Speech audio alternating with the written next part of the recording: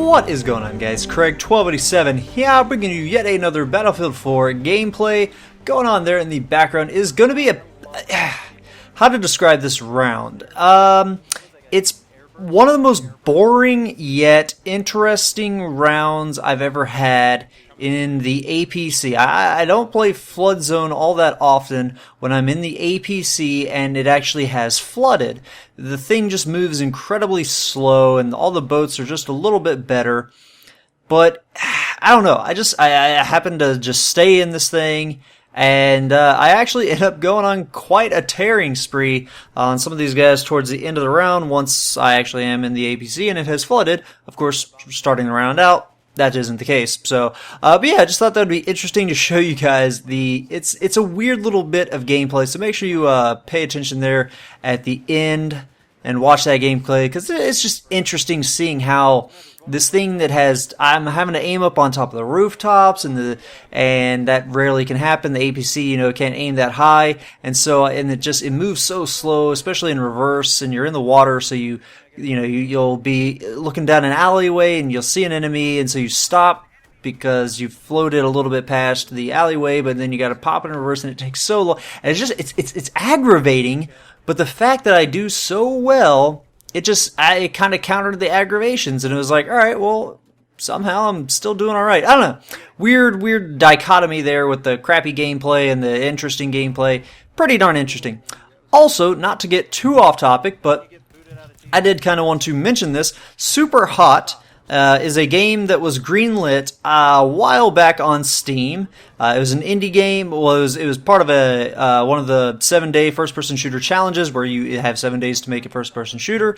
And these guys made a game called Superhot. Very cool game. It got greenlit. I think it still holds the record for the fastest game ever greenlit on Steam. And it is now up on Kickstarter. They're trying to raise $100,000. I think right now, I'm looking at it, it's only been up for 24 hours. They're already up to 91,000, so they're probably not setting a record for fastest funding. I'm sure plenty of other things have gotten funded within 24 hours. But the game is got a ton of potential, and even if you guys don't have PCs capable of playing things like Battlefield and Call of Duty and PlanetSide and Warframe and all these games like that, this thing, you can currently go and play the 2013 prototype that they put together, built into your web browser. So the game is going to be very easy to run. So if you guys don't have a gaming PC, go check this out and fund it, because this thing is going to be amazingly fun. It has so much potential to be a very creative shooter, which is definitely something that we need in the industry these days. So go check that out. All right, now on point as to what I wanted to talk about. That is the official announcement from DICE about the details of Dragon's Teeth. We've got details of the names and slight description of the 4 new multiplayer maps.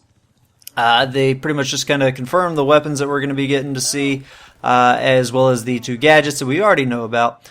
They give a very, very slight description as to what Chainlink, the new game mode, is, and they do confirm that there are going to be 10 assignments through which we will use to get our new unlocks. And so yeah, I'll just go ahead and really quick read through what it says on the website. Battlefield 4 Dragon's Teeth drops you into urban combat across Asian cities in 4 all-new multiplayer maps. Wreak havoc in a floating restaurant or drain the lake opening up for a frontal vehicle assault, all while the battle rages between the modern high-rises of Sunken Dragon. Fight among the huge monuments and despots in the gray concrete propaganda. Propaganda being the name. Wage wars within the bustling alleyways and up on the rooftops of Pearl Market, and then cruise with fast-moving PWCs on the canals in the pristine park to get the upper hand in the blazing infantry battle of Lumpini Garden. Battlefield 4 Dragon's Teeth also includes 5 new weapons, the ballistic shield and the controllable unmanned ground vehicle RAR, the RAWR, 10 assignments, and the new game mode Chainlink, where you create chains by linking together capture points to win the battle. So yeah, there you have it. Not the best description. It kind of reaffirms what I'm imagining Chainlink as being, and it's kind of like what PlanetSide 2 has right now, where it's a tug of war, where you can't go and cap, like, let's say you have points A, B, C, D, E, and F. If the closest point that we own on my team, the US team, is Bravo, we have Alpha, we have Bravo, but your team has Charlie, Delta, and Echo, then I can't go and sneak behind enemy lines and start working on capping Echo without having a straight line. So that's what I'm imagining that it would be. Maybe it's just that ones that you have connected give you more points. They count more. They reduce the enemy ticket amount for each death that they suffer.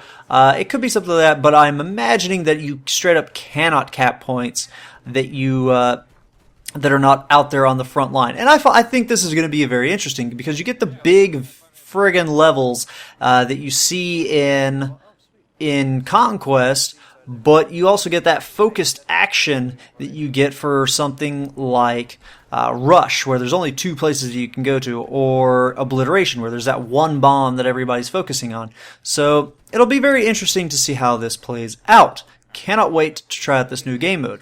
One thing that you will find interesting out of those 4 maps, Lumpini Garden, Pearl Market, Propaganda, and Sunken Dragon, none of those are, if you saw my video yesterday, well, the day before, for Big Splash, the assignment to unlock the Unica 6, I'll have a link to the the picture that shows all the requirements.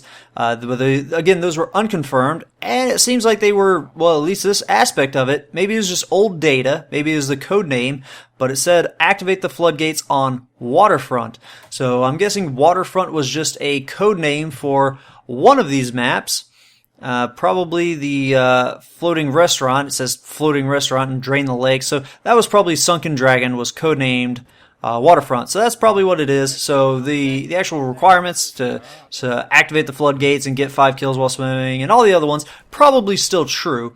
They just screwed up and happened to get old data, which was the code name. That's probably what it ended up being. But yeah, so there you guys have it. There are the 4 new maps, slight descriptions.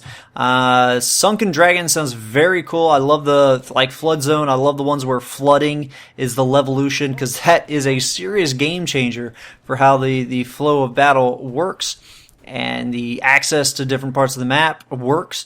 And I guess probably Lumpini Garden, just as what was that one on China Rising, Guilin Peaks. I love that one because it was very infantry focused. I loved the map layout. It just really spoke to me on a deep level. But so yeah, Lumpini Garden definitely sounds like it might be what Guilin Peaks was for me. So I'm very interested in all 4 of the maps, but those 2 definitely stood out until we see gameplay and actually get our hands on them. Can't really say much beyond that, but yeah, there you guys have it. The RAR, I don't know, I still don't know how that's going to work. Is that going to be, I mean, it says 2 additional gadgets. It still labels it as a gadget, so is it going to be a equipable gadget that you assign in your loadout section? Or is it going to be a battle pickup on the map to limit and make sure that not everybody can have this Wally 2.0 going around and noob tubing and M240 bravoing? If it's something that's on the map that you have to go and pick up and only one player has it at a time and they can't just deploy it from their spawn and have the thing fly out there and they're in the safe location, I'd be totally perfectly fine with that. So it'll be interesting again when we get to see some actual gameplay and see how these things play out. So hope you guys enjoyed the gameplay going on in the background. What do you think about the Dragon's Teeth? Are you excited, or are you losing interest maybe? Hopefully not, because Battlefield 4 is definitely a great game still, despite some of the bugs that are still in the game. I haven't really seen that many, but whatever. I just keep bringing up more topics. I'm just going to go ahead and shut up because it's already late. Hope you guys enjoyed everything. Have a good one. Ta-ta.